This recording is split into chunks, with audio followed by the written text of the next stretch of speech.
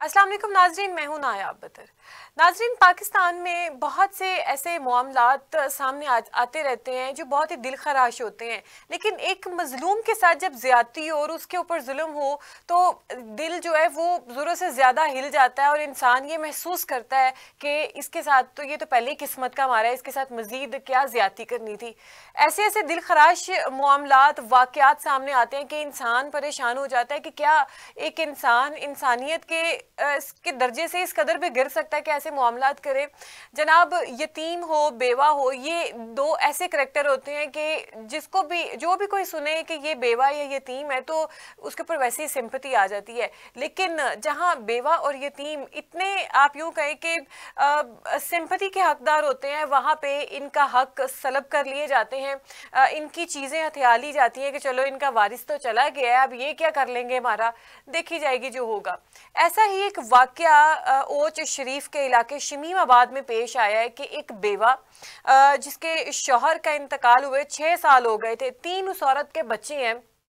और वो मुश्किल से अपना गुजर बसर कर रही है। चाहे एक बेवा खाती पीती क्यों ना हो, उसको वो प्रॉब्लम फेस करनी ही पड़ती है जब उसका शौहर इस दुनिया से चला जाए, क्योंकि एक शौहर एक दरवाज़ा होता है, सहारा होता है, छत होती है, लेकिन जो है जितनी मर्जी आपके पास वसाइल हों वो कमी जो है बरकरार रहती है। बच्चों का बाप चला जाए तो बच्चे उस कम्प्लेक्स में आ जाते हैं, वो महरूमी साथ लेके पलते हैं, बढ़ते हैं कि हम लोग यतीम हैं। अब नाजरीन, यहाँ पे आप ऐसा इंसानियत सोज मामला इस खातून के साथ, इस बेवा खातून के साथ पेश आया कि सुन के आप भी परेशान हो जाएंगे कि ऐसा क्यों किया, क्या ऐसा भी होता है। बेवा खातून, अब उसका बेचारी का कसूर ये है कि उसके शौहर की जिसकी डेथ हुई थी उसकी 1 मुरब्बा ज़मीन थी।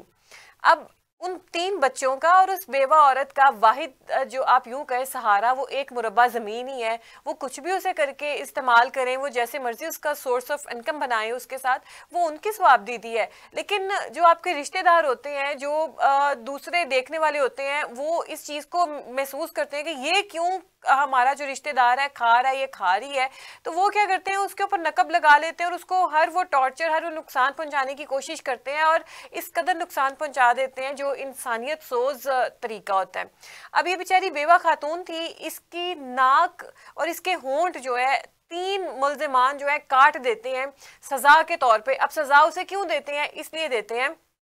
वो कहते हैं कि जो तुम्हारे शौहर के नाम ज़मीन है ना 1 मुरब्बा, ये हमारे नाम करो। वो खातून कहती है कि मैं ये ज़मीन आप लोगों के नाम कैसे कर दूं, मेरे पास तो सिर्फ एक ज़मीन ही है, इसके अलावा कुछ भी नहीं है। मेरे 3 बच्चे मेरे सर के ऊपर है जिनकी मैंने कफालत करनी है, जिनका मैंने पेट पालना है। ये छोटे हैं अभी बच्चे, ये बड़े होंगे, इनके स्कूल कॉलेजेस शादी के खर्चे सारा कुछ ही है, और ये बड़े होके कारोबार वगैरह भी मैंने इन्हें कराना है, तो मेरे पास तो ये सब कुछ है। वो इस कदर लालची हुए होते हैं वो मुल्जिमान के, वो क्या करते हैं जब वो बेवा औरत वो इनकी बातों में नहीं आती, वो उसको परेशान करने की यहाँ तक हद जो है वो भी अबूर कर लेते हैं कि उस बेचारी को इतना टॉर्चर करते हैं, उसकी नाक काट देते हैं, उसके होंठ काट देते हैं। ये जो मामला है ये थाने तक जाता है, वहाँ पे भी जाके जो है मज़ीद इंकशाफात होते हैं कि इस औरत के जिस्म के ऊपर भी मज़ीद तशद्दुद के मारने के निशानात मौजूद हैं। यानी कि उन्होंने नाक और उसके होंठ तो बहुत बाद में काटे, उससे पहले न जाने उसे कब से मारते आ रहे थे कि जो है इसको मार मार के शायद हम मनवाएं कि ये लड़की जो है, ये औरत जो है मान जाए कि ये हमें जायदाद देने पे, 1 मुरब्बा ज़मीन देने पे जो है कायल हो जाए। लेकिन वो क्या करती है, उसके बच्चों का मुस्तकबिल था, आज उसने अपनी जो है जान दाव पे लगा दी, ज़िंदगी दाव पे लगा दी सिर्फ इन बच्चों के लिए कि ये चीज़ मेरे हाथ से ना जाए, मेरे बच्चों का जो फ्यूचर है, मुस्तकबिल है, वो सिक्योर हो। तो नाज़रीन, ये था, ये अफसोसनाक वाक़या है। ऐसे बहुत सारे वाक़यात जो है रिपोर्ट होते रहते हैं। एक वाक़या और भी इसी से मिलता जुलता था, कुछ 6 माह पहले ये वाक़या इसी मुल्तान के इलाके के करीब का ही था ये, जहाँ पे एक बेवा औरत थी, उसके साथ एक यतीम बच्ची थी, उसको उसके चची और उसके चचा और चची के भाई ने मिलकर दीवार में चुनवा दिया था। फिर हमसायों ने वो उनकी चीखो पुकार सुनी और उनको महसूस हुआ कि यहाँ पे कुछ हो रहा है, क्योंकि वो एकदम तो दीवार में नहीं चुनवा दिया, उन्हें पता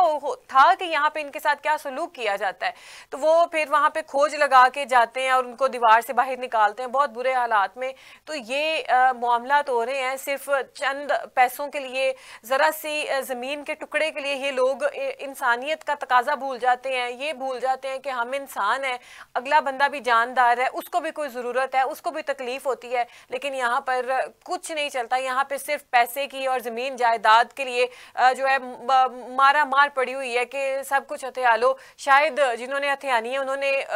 ता क़यामत इस दुनिया पे रहना, लेकिन ये नहीं पता कि अगली सांस आनी है भी कि नहीं आनी। यहाँ पे तो आप कुछ भी करके कर लेंगे, लेकिन अल्लाह के दरबार में क्या जवाब देंगे जाके, तो ये एक इंतहाई अफसोसनाक वाक़या है। और हम भी ये हुकूमत पंजाब से अपील करते हैं, मरीम नवाज़ साहिबा से, कि ये जो बेवा खातून है, इसके बच्चे हैं, इनको इंसाफ दिया जाए, जो इसके ऊपर जुल्म सितम हुआ है उसकी भरवाई की जाए।